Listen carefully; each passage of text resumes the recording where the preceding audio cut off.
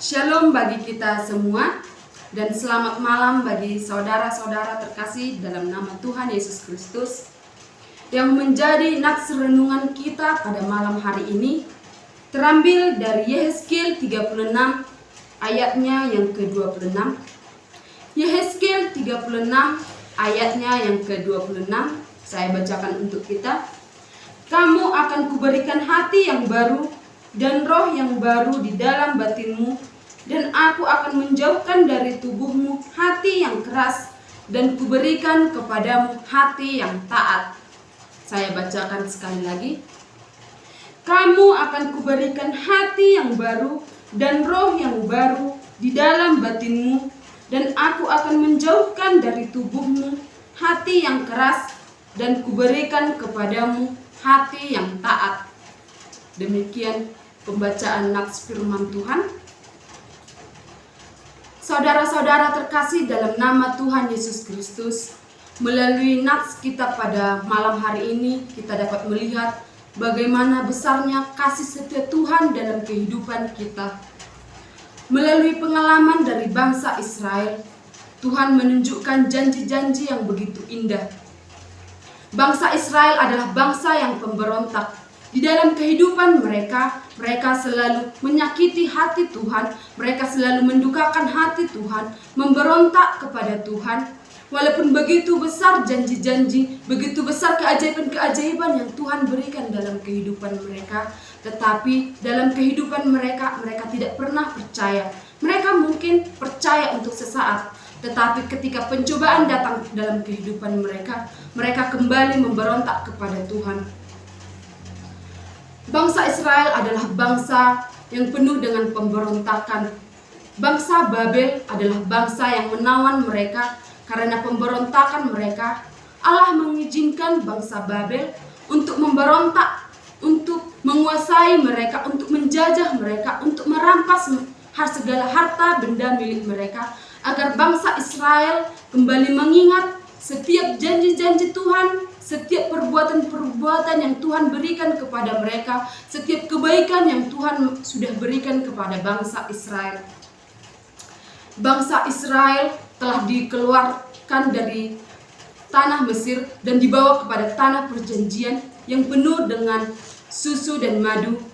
Tetapi ketika mereka sudah menerima setiap kebaikan Tuhan, mereka kembali melupakan Tuhan. Ketika hakim diberikan kepada mereka sebentar mengingat, tapi kemudian melupakan kembali betapa kebaikan-kebaikan yang sudah Tuhan berikan. Karena itulah di dalam Yehezkiel ini, Tuhan berjanji kepada mereka untuk memberikan hati yang baru, roh yang baru, hati yang taat, agar mereka kembali mempermuliakan nama Tuhan dalam kehidupan mereka.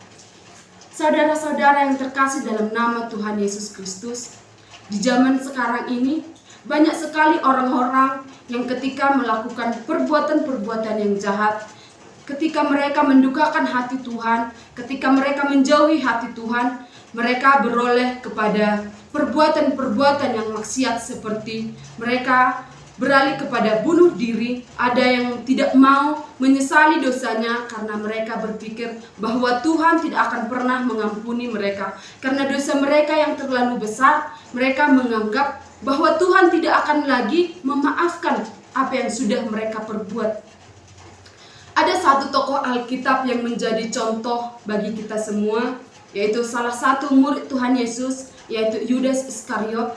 Ketika beliau bersalah kepada Tuhan, ketika beliau telah menduakan Tuhan, dia memilih jalan yang salah, yaitu beliau bunuh diri, sehingga Tuhan tidak bisa untuk memaafkan dosa-dosanya. Tidak ada permintaan maafan dari beliau untuk Tuhan. Karena itu hal ini menjadi contoh bagi kita, agar ketika kita memiliki permasalahan hidup, ketika dosa kita terlalu besar kepada Tuhan, jangan kita memilih jalan yang salah seperti yang dipilih oleh Yudas Iskariot, tetapi kita datang kepada Tuhan, meminta maaf kepada Tuhan, bersujud kepada Tuhan untuk meminta pengampunan daripada Tuhan. Saudara-saudara sekalian, janji yang Tuhan berikan kepada bangsa Israel merupakan janji bagi kita juga agar kita dapat menerima janji-janji Tuhan. Tuhan menjanjikan hati yang taat. Saudara-saudara, mengapa kita memerlukan hati yang taat? Mengapa hati kita perlu diperbaharui? Hal ini karena ketika seseorang memiliki hati yang keras, ketika seseorang hatinya belum diperbaharui oleh yang baru, maka ketika dia melakukan kesalahan, dia tidak akan pernah merasa bersalah. Ketika dia melakukan sebuah dosa, dia tidak akan pernah berpikir bahwa perbuatannya itu adalah salah. Sehingga kita memerlukan hati yang baru agar kita dapat menerima firman-firman Tuhan di dalam hati kita. Karena ketika kita telah menerima hati yang baru di dalam hati kita, kita akan dapat memprioritaskan waktu kita untuk kemuliaan nama Tuhan. Kita akan memprioritaskan pelayanan kita bagi kemuliaan nama Tuhan. Kita akan memprioritaskan kejujuran kita ketika orang-orang di sekeliling kita lebih memilih kecurangan untuk mendapatkan hasil yang mereka inginkan. Tetapi orang yang telah diperbarui oleh hati Tuhan, orang yang telah diperbarui oleh hati yang baru, mereka akan selalu memilih jalan yang benar. Mereka akan selalu bertanya di dalam hati mereka bahwa apakah perbuatan yang telah kita lakukan ini adalah baik di mata Tuhan, atau apakah yang kita lakukan ini sudah berkenan di dalam hati Tuhan. Karena itu, ketika kita ingin melakukan segala sesuatunya, kita perlu bertanya kepada di dalam hati kita, apakah Tuhan senang di dalam perbuatan-perbuatan kita? Apakah Tuhan berkenan dengan apa yang kita lakukan? Saudara-saudara sekalian, kita tidak boleh menyombongkan diri mengenai kehidupan rohani kita. Karena kehidupan rohani kita adalah kehidupan yang harus atau perlu ditopang oleh Roh Kudus yang memberikan bagi kita janji-janji, yang memberikan kekuatan bagi kita untuk membuat kita dapat menjalankan janji-janji, menjalankan pelayanan kita kepada Tuhan yang Maha Kuasa. Tuhan Yesus menjanjikan kepada kita pemulihan yang baru. Tuhan memberikan kepada kita hati yang baru, roh yang baru, menjauhkan hati yang keras, dan memberikan hati yang taat. Kenapa Tuhan perlu memberikan hati yang keras bagi kita? Mengapa Tuhan perlu memberikan hati yang taat bagi kita? Karena ketika kita tidak taat, ketika kita tidak memperoleh hati yang taat, kita akan selalu kembali kepada zaman Israel, di mana mereka yang selalu mendukakan hati Tuhan, di mana mereka yang selalu mengulangi perbuatan-perbuatan mereka yang tidak berkenan di hadapan Tuhan. Karena itu, hati kita perlu diperbaharui oleh kuasa kasih Tuhan. Karena itu, kita kembali mengingat kepada tema kita pada hari ini, yaitu hati yang diperbaharui oleh kasih Tuhan.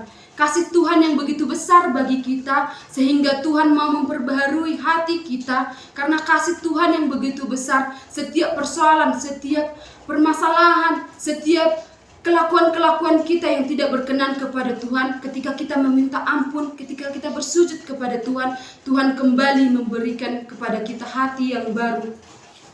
Semua hal ini menunjukkan betapa besar kasih setia Tuhan bagi kita. Berapapun dosa kita, berapa besar pun dosa saya, dosa saudara kepada Tuhan, Tuhan selalu menantikan pertobatan kita bagi Tuhan.